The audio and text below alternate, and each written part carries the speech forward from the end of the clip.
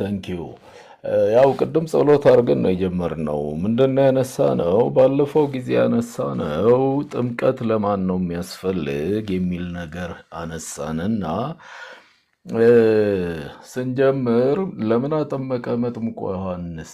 ሌሎች ለምን ያጠምቃሉ? እኛ ለምን አናጠምቅም? እኛ ለምን አናጠምቅም? ሌሎች ለምን ያጠምቃሉ? የሚል ነገር አንስተን እኛ ስናነሳ ለደህንነት ነው የሚል ነገር አንስተናል። ምክንያቱም ለኃጢአት ስርየት የሚለው ጉዳይ ደህንነት ስለሆነ ለኃጢአት ስርየት የሚለው ደህንነትን ስለሚያመለክት ይሄ ለማን ማለታችን ነው። ደህንነት የኃጢአት ስርየት ለማን ነው የሚገባው ማለታችን ነው። በሌላ መንገድ ከሱ ተነስተን እግዚአብሔር ሰዎች ሁሉ እንዲድኑ እውነቱን ወደ ማወቅ እንዲደርሱ ፈላጊ ነው። ስለ ደህንነት ካነሳን እግዚአብሔር ሁሉ ሰው እንዲድን ነው የሚፈልገው። ሁሉ ሰው እውነቱን ወደ ማወቅ እንዲደርስ ነው የሚፈልገው።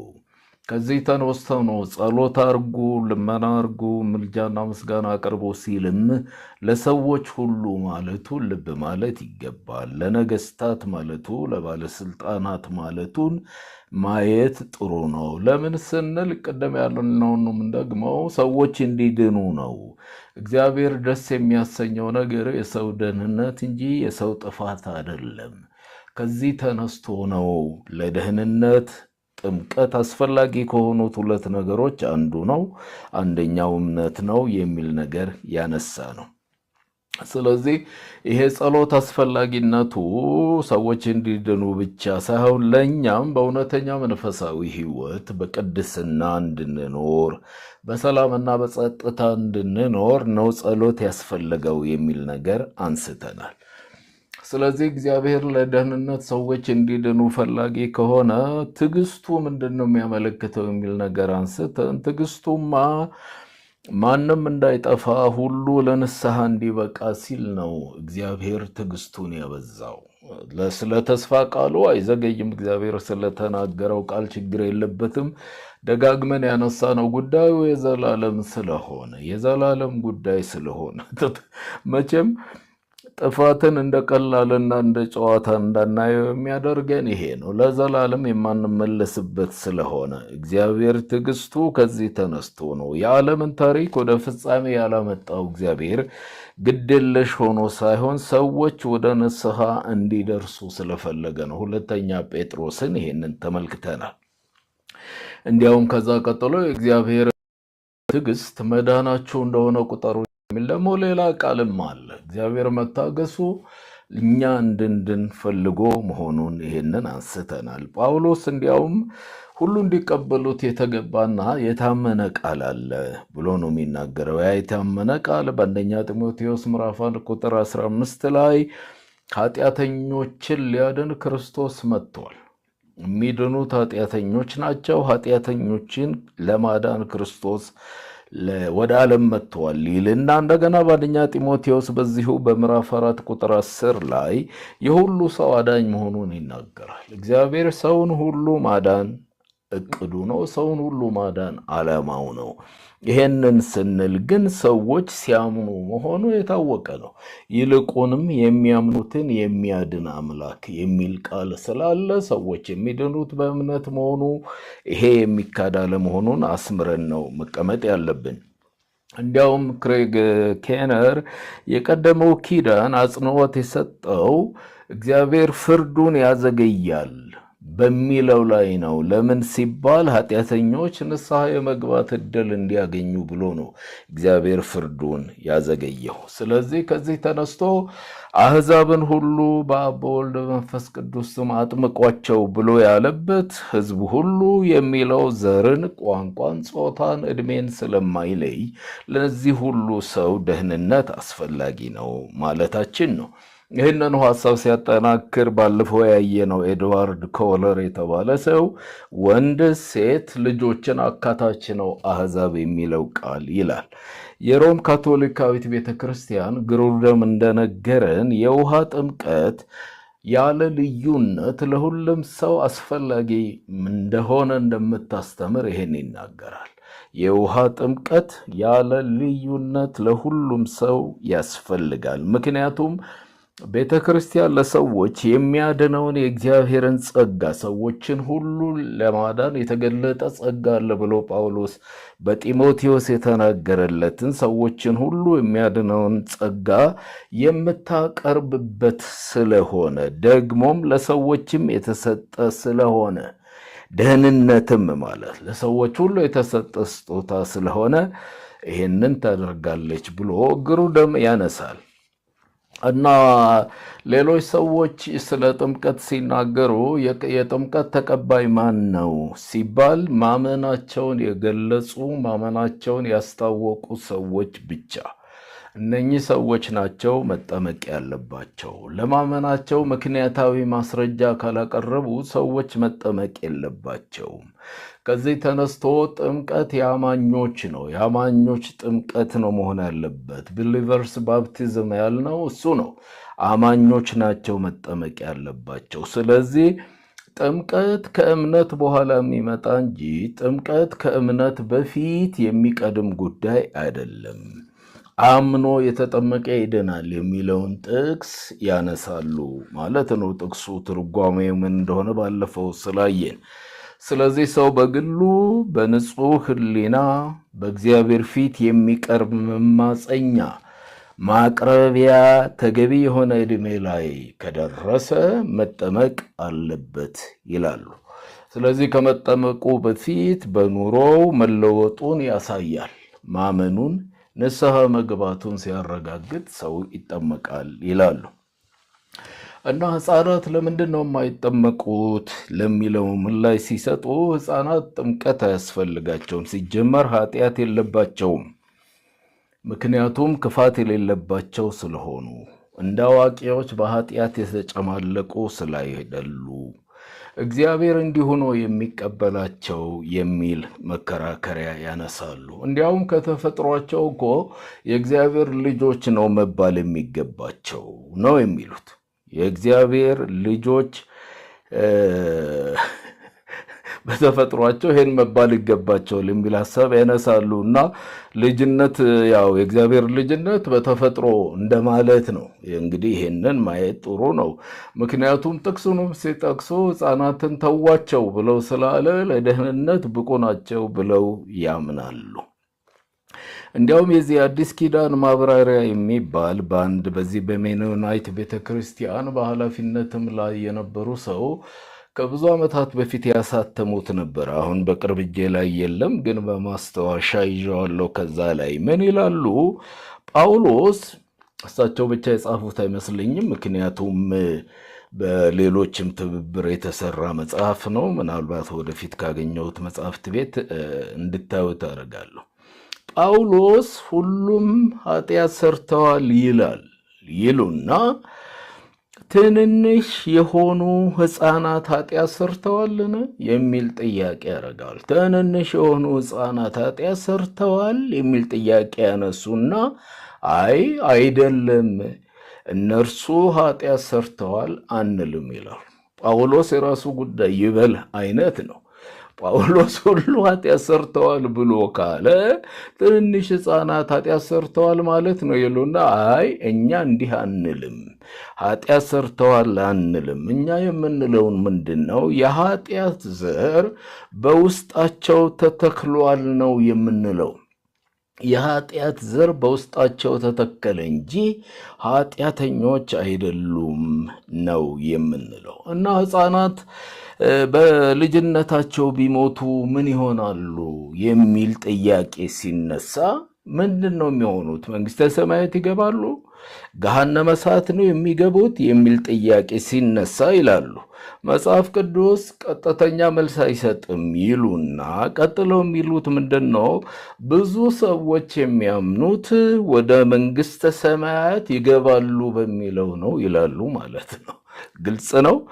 እና ይሄ ንግግር እንግዲህ ሕፃንነትን ያስመኙሃል። በአጭር ከመቀጨት ያው በአጭር መቀጨትን ማለት ነው። በልጅነት ብሞት እድናለሁ ተርፋለሁ ብለህ እንድታስብ ያደርጉሃል ማለት ነው። ማለት ይሄ ብዙ ሊያስገርም አይገባም። ለምንድነው የማያስገርመው? የሙታንን ልደት የአባቶችና የእናቶችን ቀን የሚያከብሩ ከሙታን ጋር የሚነጋገር ትውልድ ስታይ ይሄኛው በስንት ጣዕሙ ያሰኛል ማለት ነው። ሐሳቤን አግኝታችሁኛል እንዴ? የወላጆቻቸውን የልደት ቀን በመንግስተ ሰማያት የሚያከብሩ ሰዎች አሉ እኮ። ይሄ ፌስቡክ እኮ ከላይ እስከታች ልትመለከቱት ትችላላችሁ።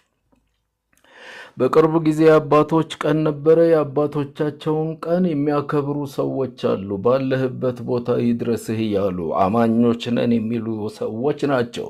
ስለ እነሱ ነው የማወራው። ከተለየኸኝ ይህን ያህል ጊዜ ሆነህ ብለው ከሙታን ጋር የሚነጋገሩ ማለት ነው። ይሰሟቸው እንደው አላቅም፣ ግን እነሱ ናቸው ምላሽ መስጠት የሚችሉት ይሰማኛል ካሉ ማለት ነው። እንዲህ አይነት የተወዛገበ ትውልድ ስታይ በዚህ መገረም አይገባም ልል ነው የፈለግኩት። ገብቷችኋል? ሕፃናት ወደ መንግስተ ሰማያት ይገባሉ፣ ኃጢአት ስለሌለባቸው እግዚአብሔር እንዲሁ ይቀበላቸዋል የሚል ሐሳብ ያነሳሉ ነው ያልኩት። እኛ ሕፃናት እናጠምቃለን ስንል ሕፃናት የምናጠምቀው ኃጢአተኛ ስለሆኑ ነው የሚል ነገር አንስቻለሁ። የእግዚአብሔር ይቅርታ የኃጢአት ስርየት የሚያስፈልጋቸው ስለሆኑ ነው። ጳውሎስ ልዩነት የለም ብሎ ስላለ ከክብር የጎደሉ ስለሆኑ ሕፃናት እነሱን እናጠምቃለን። በማዘር ትሬዛና በአዶልፍ ሂትለር መካከል ምንም ልዩነት የለ። ኃጢአትን በተመለከተ ማለት ሁሉ ኃጢአተኛ ነው፣ ከኃጢአት በታች እንዲሆን ክስ ያለበት ነው፣ ፋይል የተከፈተበት ነው። እሱ አለቀ ማለት ነው። ከመንገድ የወጣን የተሳሳትን ሰዎች ነን፣ ኃጢአተኞች ነን ስንል ስንጸነስም ስንወለድም ኃጢአተኞች ነን። መጽሐፉ የነገረን ይህን እውነት ነው። እከሌ እንዲህ ቢልም የለም እኛ ግን እንዲህ አንልም የሚሉት እነማን ሆነው ነው? ማንስ ሆነው ነው? የትኛውንስ ድጋፍ ይዘው ነው? የግል ፍላጎትና ስሜት የደሉ የግል ፍላጎትና ስሜት የመጽሐፍ ቅዱስ ወይም ደግሞ የእግዚአብሔር እውነት መለኪያ የሚሆንበት ምንም አይነት ግራውንድ የለም። ይሄንን መተማመን ጥሩ ነው። በድንገት የተከሰተ ጉድ ሳይሆን ኃጢአተኝነት እንዲህ ያለ ባህሪ የታየብን ከማንነታችን ተነስቶ ነው ያልነው። በቃ ኃጢአተኞች ስለሆንን ከኃጢአት በቀር የተባለው ለእርሱ ብቻ እንጂ ለሕፃናት ከኃጢአት በቀር የሚል ነገር አልተጻፈላቸውም። ከኃጢአት በቀር በነገር ሁሉ እንደኛ የሆነ እሱ ነው ስለተባለለት ከዚህ ተነስቶ ነው። ሕይወትን ስንጀምረው እኛ ከኃጢአት ጽዱ በሆነ ማንነት አይደለም ሕይወትን የጀመርነው። ሕይወትን የጀመርነው በኃጢአተኝነት ነው። ያንን ኃጢአተኝነት ወርሰናል። መውረስ ብቻ ሳይሆን ደግሞ ቁጠባን ባህላችን እናድርግ እንደተባለ ኃጢአትን በኃጢአት ላይ እየጨመርን የእግዚአብሔር መቅሰፍት በራሳችን ላይ ጋበዝነው እኛ ነን ብለናል። ስለ ደህንነት ስንማር የምትረሱት አይመስልኝም። ከዚህ ተነስቶ ኃጢአት ስላደረግን ኃጢአተኞች አልሆንም። ኃጢአተኞች የምንሆነው ኃጢአት ስናደርግ ሳይሆን ኃጢአተኞች ስለሆንን ነው ኃጢአት እያደረግን ያለነው ነው። መጽሐፉ የሚነግረን እውነት ይሄ ነው። ኃጢአተኛ የሆነው ኃጢአት ስናደርግ ሳይሆን ከመጀመሪያውም ኃጢአተኞች ነን። ስለዚህ ኃጢአተኞች ስለሆንን ኃጢአት እናደርጋለን። ኃጢአት ስለምናደርግ የኃጢአት ስርየት ያስፈልገናል። የእግዚአብሔር ይቅርታ ያስፈልገናል። ለመዳንና ለመትረፍ ያሰበልንን የዘላለም ሕይወት ለማግኘት ማለት ነው። ስለዚህ የሰው ልጅ ከታናሽነቱ ከልጅነቱ ጀምሮ ወደ ክፋት ያዘነበለ ነው። ዘፍጥረት ምዕራፍ 8 በሱ ምክንያት ምድርን አልረግምም ያለው እግዚአብሔር ከዚህ ተነስቶ ነው። ከስጋ ከሴት ተወልዶ ማን ንጹሕ ሊሆን ይችላል? ማን ነው ነፃ ሊሆን የሚችል? የቱ መጽሐፍ ነው ያስተማረን የሚለውን ሐሳብ እንድትይዙ ስለፈለግኩ ነው። ሕፃናት ስናጠምቅ በመካነ ኢየሱስ ቤተ ክርስቲያን ስነ ስርዓት፣ በሉተራንም ስነ ስርዓት ሕፃናትን ስናጠምቅ የኃጢአት ይቅርታ ደህንነት የሚያገኙበት ከሁለቱ መንገዶች አንዱ ስለሆነ ነው። ሁለተኛው በኋላ ስለምንመጣበት ጥያቄ ቢፈጠርባችሁም እሱን ለጊዜው አቆዩትና በዛ ጉዳይ ላይ እንሄዳለን እና ሕፃናትን አሕዛብ ከሚለው ቃል ውጪ ማድረግ አይቻልም። ኤድዋርድ ኮህለር የነገርኳችሁ እሱ ደጋግመን ስሙን ያነሳ ነው። ሕፃናትን አሕዛብ ከሚለው ቃል ውጪ ማድረግ በፍጹም አይቻለንም ይልና ክርስቶስ እኮ ለሁሉ ስለሞተ ነው ሕፃናትንም እናጠምቀው። ክርስቶስ ለአዋቂዎች ብቻ አይደለም የሞተው። ክርስቶስ ለወንድም ለሴትም ለሽማግሌም ከየትኛውም ዘር ከየትኛውም ቋንቋ ለመጣ ስለሆነ ሕፃናትን እናጠምቃለን። ለሁሉም አልሞተም የሚል ትምህርት እንዳለ ያንን የደህንነት ትምህርት ስንማር አንስተናል። ታስታውሱታላችሁ ብዬ አስባለሁ። ምክንያቱም ክርስቶስ ለሁሉም አልሞተም። የሞተው ለተመረጡ ሰዎች ነው፣ ለተወሰኑ ሰዎች ነው። ይሄ ለዓለም ሁሉ የሚባለው እሱ የመረጣቸው አለ የሚል ነገር አንስተን እንደ ሰው ማስረጃ የሚሆኑ ነገሮች አቅርበን፣ ግን አንዳንድ ጉዳይ ከኛ አእምሮ በላይ ስለሆነ ያንን የእግዚአብሔርን ሐሳብ የእግዚአብሔርን ልብ እንዳወቀ ሰው መሟገት አያስፈልገንም የሚል መዝጊያ አርገንለታል። እና ይሄ ያልኩት ኤድዋርድ ኮህለር ምንድን ነው የሚለው? ከአይሁድ አዋቂዎች እንደምንረዳው የእስራኤልን ሃይማኖት ሲቀበሉ እነዚህ ፕሮስላይት ጂውስ የምንላቸው ተለወጡ የምንላቸው ወደ ይሁዲነት ሲለወጡ ሰዎችንና ልጆቻቸውን ማጥመቅ የተለመደ አሰራር ነበር ብሎ ይናገራል። ከአይሁድ ታሪክ፣ ከአይሁድ ልማድ፣ ከአዋቂዎቻቸው የተረጋገጠው ነገር እነኚህ ወደ ይሁድነት የሚለወጡትን ሰዎቹን ልጆቻቸውንም ማጥመቅ የተለመደ አሰራር ነበር። ስለዚህ ማንኛውም ወደ ይሁድነት የተለወጠ ወንድ ይሁን ሴት ወይንም ልጅ መጠመቅ እንዳለበት አይሁዶች ያምናሉ። አይሁዶች የሚያምኑት ወደ ይሁድነት የተለወጠ ወንድም ሆነ ሴትም ሆነ ልጅም ሆነ መጠመቅ እንዳለበት ያምናሉ ይልና እንዲያውም በሁለቱ የባቢሎናውያን ሚሽናና የኢየሩሳሌም ታልሙድ ላይ ወደ ይሁድነት ስለሚለወጡ ልጆች እንዲህ ይላል።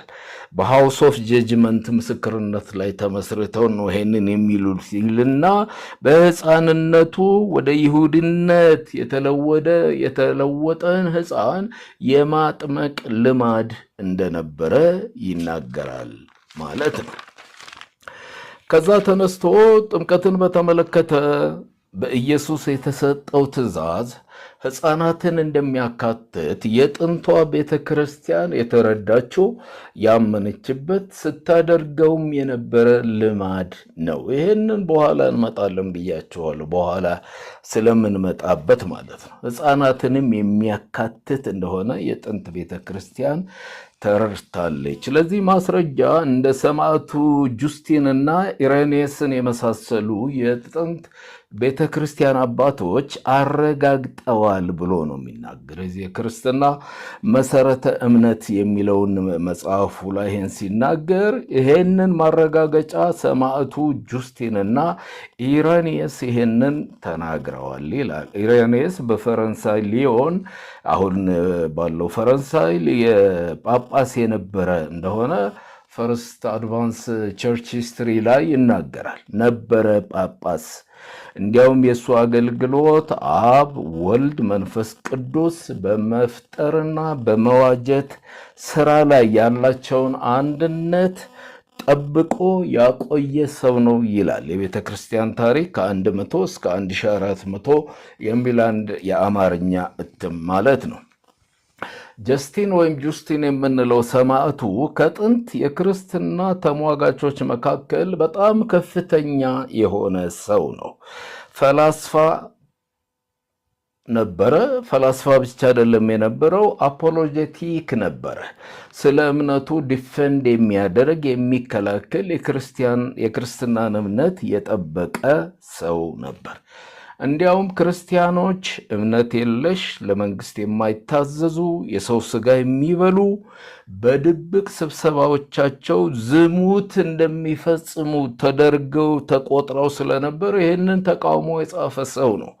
ከቅርብ ጊዜ ወዲህ የመጣ እንዳይመስለን ማለት ነው። ይሰበሰቡና ከጣራ ላይ ገንዘብ ያፈሳሉ፣ ክርስቶስ ከኔና ከአንቺ ይወለዳሉ ብለው ደግሞ ጨለማ ውስጥ የግብረ ስጋ ግንኙነት ያደርጋሉ የሚለው ክስና ነቀፋ አሁን በቅርብ ጊዜ የተፈጠረ ሳይሆን በመጀመሪያዎቹ 100 ዓመታት እስከ 300 ባሉት ዓመታት ውስጥ የተከናወነ ድርጊት እንደሆነ እንድታውቁ ነው። ይህንን የተከላከለው ሰው ነው ምስክርነት የሰጠው። የጥንት ቤተክርስቲያን አባቶች ብለን ያልነው የጥንቷ ቤተክርስቲያን ይህን ስታከናውን እንደነበረ ማለት ነው። ከዚህ ተነስቶ ከቤተሰቦቻቸው ጋር የሚል ሐዋርያት ሥራ ምዕራፍ 16 ቁጥር 15፣ አንደኛ ቆሮንቶስ 1:16 ሌሎችንም ጥቅሶች ስንመለከት ከቤተ ክርስቲያን መጀመሪያ ጀምሮ ክርስቲያኖች እነዚህን ቃላት ጨቅላዎችንና ታዳጊ ሕፃናትን እንደሚያካትቱ ያምናሉ።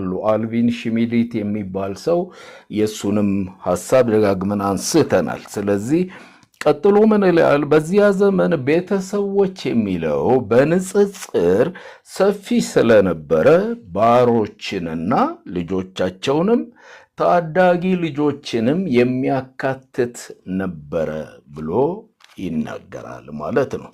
ከዚህ ተነሶ ነው ሃውስሆልድ ባፕቲዝም የሚባለው። ሉዊስ ቤርኮቭ የሚባል ሰው ይህንን ሐሳብ ማንሳቱን ግሩደም ያነሳል፣ በኋላ የምንመጣበት ማለት ነው። ስለዚህ ሐዋርያት ሥራ ምዕራፍ 16 ቁጥር 15 የሊዲያ የፊልጵስዩሱ የወህኒ ጠባቂ፣ ሐዋርያት ሥራ ምዕራፍ 16 አንደኛ ቆሮንቶስ 1:16 የስጢፋኖስ ቤተሰቦች።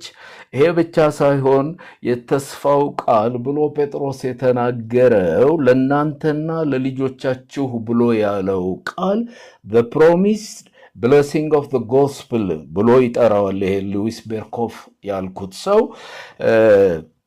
the promised blessing of the gospel ይላል። ስለዚህ የወንጌሉ የባርኮት ተስፋ ማለት ነው። እግዚአብሔር ለእናንተ ብቻ አይደለም ያለው ለልጆቻችሁም ብሎ ስላለ ሁሉን ያካትታል ብሎ ይናገራል። እና ከዚህ ተነስቶ ቅድም አሁን ያልኩት ሉዊስ ቤርኮቭ የሚባል ሰው የሕፃናት ጥምቀትን በግልጽ ያብራራና ይህንን አቋም የተከለከለ ሰው ነው ይለዋል ግሩደም በዚህ በስልታዊ ስነ መለኮት መጽሐፉ ወይም ሲስተማቲክ ቴዎሎጂ ብለን ባልነው በሱ የሕፃናትን ጥምቀት በግልጽ ያብራራ ይህንን አቋም የተከላከለ ሰው ነው ብሎ እውቅና ይሰጣል።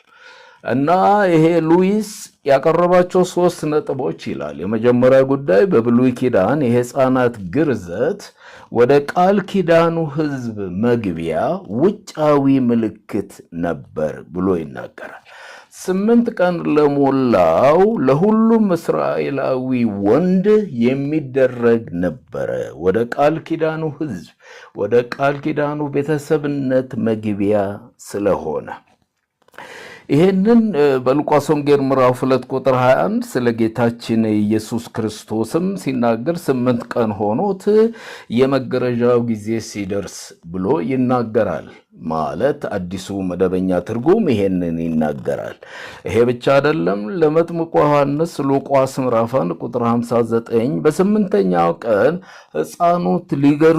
ሕፃኑን ሊገርዙት መጡ ብሎ ስለ ዮሐንስ ይናገራል። ጳውሎስም በፊልጵስዩስ ምዕራፍ 3 ቁጥር 5 ላይ በ8ኛው ቀን የተገረዝኩ ብሎ ስለሚናገር ወደ ቃል ኪዳን ሕዝብነት መግቢያው ግርዘት ነበር። ይሄ ቀላል ጉዳይ ስላይደለ ጎረቤቶችም ወዳጆችም ታዳሚዎችም የሚገኙበት የሚከበር በዓል ነው።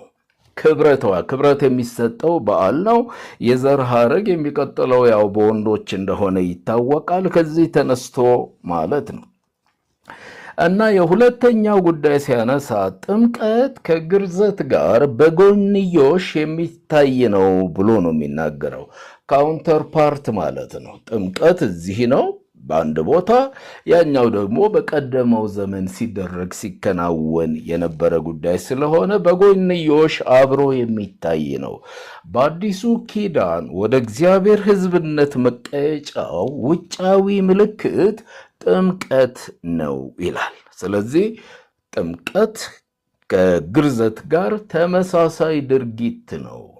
በኪዳኑ ሕዝብ ውስጥ በግርዘት እንደገቡ እኛም ያ ደግሞ የ8 ቀን ልጅ ሳይቀር እየተገረዘ የኪዳን ሕዝብ እንደሚሆነው በጥምቀትም ደግሞ ሕፃናትን ወደዚህ ወደ እግዚአብሔር ሕዝብነት እናስገባለን የሚለውን ቃል ሉዊስ ቤርኮፍ ተናግሯል። ሶስተኛ ያነሳ ሐሳብ ቅድም ያልኩት ቤተሰብን ማጥመቅ የሚለው ሃውስሆልድ ባፕቲዝም ብለን ያልነው ከቤተሰቦቻቸው ጋር ሁሉ ተጠመቁ ሲባል ሕፃናትን ከዚህ ውጪ ማድረግ አንችልም የሚል መከራከሪያ ያነሳል ማለት ነው።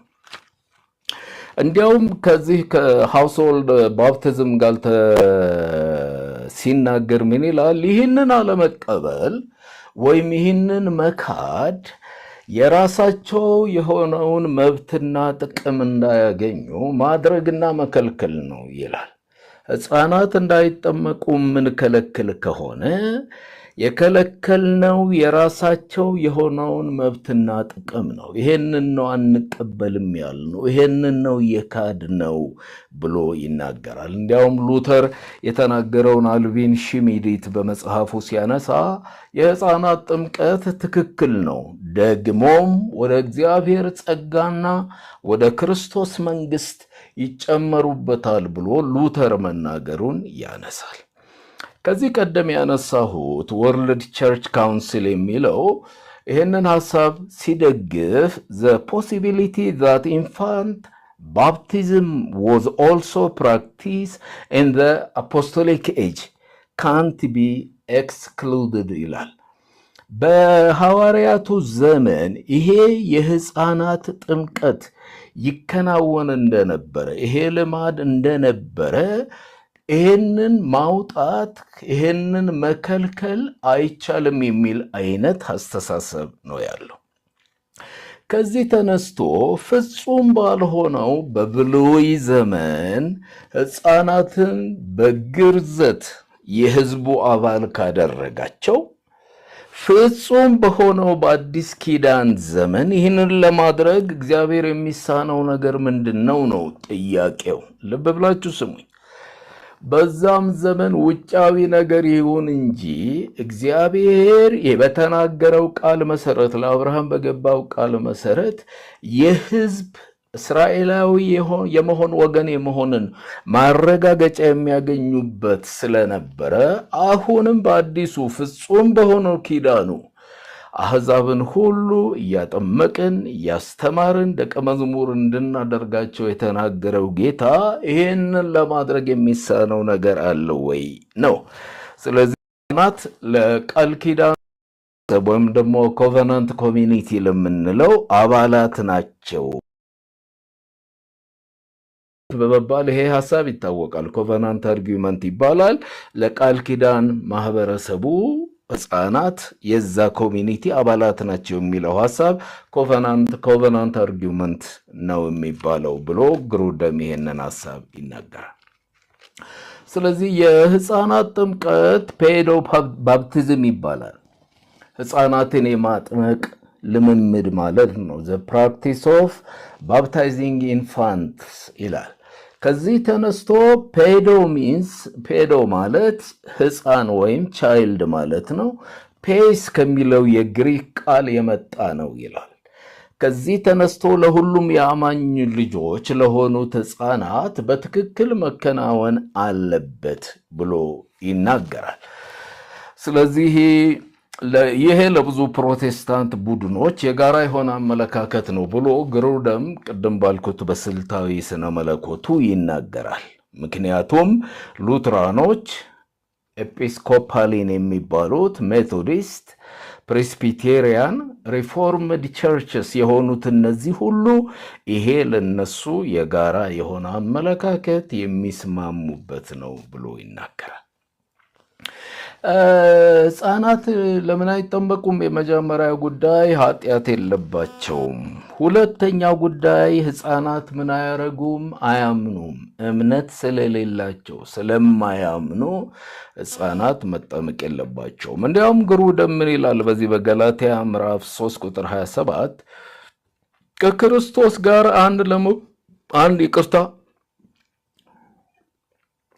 ከክርስቶስ ጋር አንድ ለመሆን የተጠመቃችሁ ሁሉ ክርስቶስን ለብሳችኋል የሚለው ሐሳብ ሕፃናትን የሚመለከት ቃል አይደለም ይላል ግሩደም ሲናገር ማለት ነው። ከክርስቶስ ጋር አንድ ለመሆን የተጠመቃችሁ ሁሉ ክርስቶስን ለብሳችኋል ያለው ለሕፃናት አይሰራም። ልክ በአንዳንድ ግብዣዎች ላይ ቦታ የለንም እንደምንለው ማለት ነው። ተዋት ክልክሏቸው ደግሞ ብሏል። እሱ በፊትም ጠቅሰውታል። ያው ለምንፈልገው ነገር እየጠቀስን ለማንፈልገው ነገር እያወጣኑ የምንሄደው ቃል የለም ማለት ነው። ለምንድን ነው ይሄንን የምትለው ተብሎ ሲጠየቅ ግሩደም ምክንያቱም ወደሚያድነው እምነት ስላልመጡ ዳግም ለመወለዳቸው የሚያቀርቡት ማስረጃ ስለሌለ ከእርሱ ጋር ተቀብረን ከእርሱ ጋር ሞተን ከእርሱ ጋር ተነሳ ነው የሚለውም ቃል እንዲሁ ለሕፃናት አይሰራም። ምክንያቱ ምንድነው? እምነትን በራሳቸው ለመለማመድ የሚያበቃ ዕድሜ ላይ አልደረሱምና ይላል። እምነትን በራሳቸው በግላቸው መለማመድ የሚችሉበት ዕድሜ ላይ ስላልደረሱ ለሕፃናት አይሆንም ጥምቀት፣ አማኝ ስላይደሉ ስለማያምኑ የሚል ሐሳብ ነው የሚያነሳው። ለዛሬ እዚሁ ነው የሚበቃን። ከዛ ደግሞ የዚህ ምላሽ የሆነውን እምነት ማለት ምን ማለት ነው? ምንድን ነው ያምነው? እኛ አምነን ዳንን ስንል ምንድን ነው በሕይወታችን የሆነው የተከሰተው ነገር? ያቀረብነው ማስረጃ ምንድን ነው? ሰው በአፉ መስክሮ በልቡ አምኖ ይድናል ብሎ ስላለ እምነት ያረጃ ነው። እምነት ነው። ያንንስ እምነት ሰው ነው የሚሰራው ወይስ ይህን እምነት የሚሰራው እግዚአብሔር ነው የሚለውን ደግሞ እድሜ ከሰጠን በሚቀጥለው ሳምንት እንነጋገራለን። ልብ ብላችሁ እንድታደምጡኝ የምፈልገው አንድ ወሳኝ ጉዳይ ቢኖር ምንድን ነው? አሁን እኔ ስለ ጥምቀት ማስተማር አልጀመርኩም። ስለ ጥምቀትም እያስተማርኩ አይደለም። እንደምታውቁት የአንድን ቤተ እምነት ወይም ደግሞ የተወሰኑ ቤተ እምነቶችን የጥምቀት አመለካከት እያስተማርኩ አይደለም። እኔ እያስተማርኩ ያለሁት ስለ መጥምቁ ዮሐንስ ሕይወትና አገልግሎት ነው። በሕይወቱ በአገልግሎቱ መጨረሻ የተነሳበት ጥያቄ አለ። የተነሳበት ጥያቄ እከሌ ነህ አይደለሁም፣ እከሌ ነህ አይደለሁም፣ እከሌ ነህ አይደለሁም። እሺ የራስ ጉዳይ አትሁን፣ ግን በምን ስልጣን ነው የምታጠምቀው? ለምንድን ነው የምታጠምቀው? የሚል ጥያቄ አንስተውለታል። ከሱ ተነስቶ ጥምቀቴ ከሰማይ ነው፣ ጥምቀቴ በተልኮ ነው፣ ጥምቀቴ የኃጢአት ይቅርታ የሚገኝበት ነው ብሎ ዮሐንስ ጥምቀቱ የመሬት ነው የሰማይ ነው ብሎ ጠየቃቸው። አይ የሰማይ ነው ብንል ለምን አላመናችሁበትም? አይ ዝም ብሎ እንዲህ ውሃ ውስጥ እየከተተ ነው የሚያወጣው ብንል ደግሞ እንደ ነቢይ ያዩት ሰዎች ስላሉ ብቻ ሳይሆን እውነቱም ስለሆነ ከእግዚአብሔር የተላከ ዮሐንስ የሚባል ሰው መጣ የሚለውን የእሱን ሐሳብ አይተን ነው ወደዚህ የመጣ ነው። እሱ አጠመቀ፣ ለኃጢአት ስርየት ነው የማጠምቃችሁ አለ። ደግሞ ወንጌልን የሰበካቸው መጽሐፍ በሌላ ብዙ ቃል ወንጌልን እየሰበከ የሚል ቃል ስላለው ወንጌል ባለበት ቦታ ሁሉ ደህንነት ስላለ ወንጌል የሚያድን ስለሆነ ይህንን ተንተርሰን ነው የመጣ ነው እንጂ አንዳንዶቻችሁ በግል እምነታችሁ በቆማችሁበት የእምነት መሰረታችሁ ላይ ሌላ ነገር ለመጨመር አይደለም የመጣሁት። ግን ይህንን እውነት ሳይገለጥ ቢታለፍ ወይም ይህንን እውነት ሳልገልጸው ባልፈው ተአማኒነቴን ነው የሚያሳጣኝ። ምክንያቱም ማወቅ ያለብንን እውነት እና እስክንጨርስ ታገሱ ነው። በኋላ የሚያግባቡን ነገሮች ስለሚፈጠሩ ማለት ነው። መጨረሻውን እንድታውቁት መጨረሻውን ስሙና እናንተ የራሳችሁን ውሳኔ ትወስናላችሁ ማለት ነው። ስለዚህ ለዛሬ እዚህ ይብቃን። እግዚአብሔር ስሙ የተባረከና የተመሰገነ ይሁን። ከወንጌል ውጭ አልወጣንም። አንዳንድ ሰዎች እንደው ወንጌል ብትሰብክ አይሻልህም ይላሉ። እኔ ታዲያ ወንጌል አልሰበኩም፣ እየሰበኩ ያለሁት ወንጌል ነው። ኮሜንታቸው ላይ ባለፉት ጊዜያቶች አይቻሉ። ወንጌሉን ብትሰብክ አይሻልህም ይላሉ። ይሄው ወንጌል ይሄው ነው፣ ሌላ ነገር ስለሌለ ማለት ነው። እግዚአብሔር ስለረዳ እናመሰግናለን። ያው አቅም ሆኖናል። ከተወሰነ ደቂቃ በኋላ ትንሽ ተስተካክሏል። እነኚህ ከፊት ያሉትን የማያስፈልጉትን እነሱን የኔን ጉዳይ በተመለከተ እኔ ስራዬ ስለሆነ ምንም በቃ ስራዬ ነው። የኔ ስራ ይሄ ነው። የኔ ስራ መታዘዝ ነው። የኔ ስራ ሁለትም ሶስትም ሰው እዚህ ተገኘ ያንን አክብሬ የእግዚአብሔርን ቃል ወደ እናንተ ማድረስ ነው። ተሳታፊ በዛ አልበዛ ብዙም የሚያስጨንቅም አይደለም። ምንም የሚያስጨንቅ ስላይደለ ግን ከሰሙት ሰዎች ስንቶቹ ህይወታቸው ተለወጠ፣ ስንቶቹ ወደ እግዚአብሔር ቀረቡ፣ ስንቶችን እውነትን ከውሸት ለይተው አወቁት። ዝም ብሎ በጭፍን ከመሄድ ወጥተው ለካ እንዲህ ነው፣ እንደዚህም ማሰብ ይቻላል፣ እንዲህም ማድረግ ይቻላል፣ እንዲህም ማመን ይቻላል የሚለውን እውነት እንድትይዙ ለማድረግ ነው። እነዚህን እንግዲህ ዓመታት አብረን የቆየ ነው። እናንተም በጸሎት ስለምታግዙ ስለምትደግፉ እግዚአብሔር ይባርካችሁ። አሁንም ስትችሉ በምትችሉበት አቅም ይሄን ለሌሎች ሰዎች እንዲደርስ አድርጉ። ጌታ ከእናንተ ጋር ይሁን። ጸሎት እናድርግ። መጨረሻ ጸሎት እናድርግ። ደጋግሜ ያልኩትን አሁን መጨረሻ ልድገም። በማታምኑበት ቤተ እምነት ውስጥ አትቀመጡ። ምንም የምታመጡት ስኬትም ትርፍም ስለሌለ የመለወጥና የማደስ ተልእኮ ነው ይዘን የመጣ ነው ካላላችሁ በስተቀር የሌላ ሰው እምነት መበጥበጥ መረበሽም አያስፈልግም። እሺ፣ አያስፈልግም። ሌሎች ያመኑበትን እምነት መበጥበጥ አያስፈልግም። በያለንበት ሆነን ያመነውን ይዘን መቀጠል በገባን መጠን ማለት ነው። በዚህ ትንሽ አእምሮ ተገለጠልን ያልነውና አሁን እያወራን ያለነው እንጂ እኛ ሰማዩን ደግፈን የያዝን ሰዎች አይደለንም። ስለዚህ የንትርክ ያለመግባባት ምክንያት እንዳንሆን ሌሎች ባመኑበት እምነት አርፈው እንዲቀመጡ ለነሱ ለራሳቸው እንተዋቸው። ማለት ኦርቶዶክስ ቢሆኑ ሙስሊም ቢሆኑ እኛን ማን አጋፋሪ እንዳረገን አላቅም። ሌሎቹ በገባቸው እምነት በያዙት እምነት እንዲቆሙ እናደርግ፣ እንተዋቸው። አያችሁ፣ ፍርዱንም ለሱ መተው፣ ፍርዱንም ለሱ መስጠት።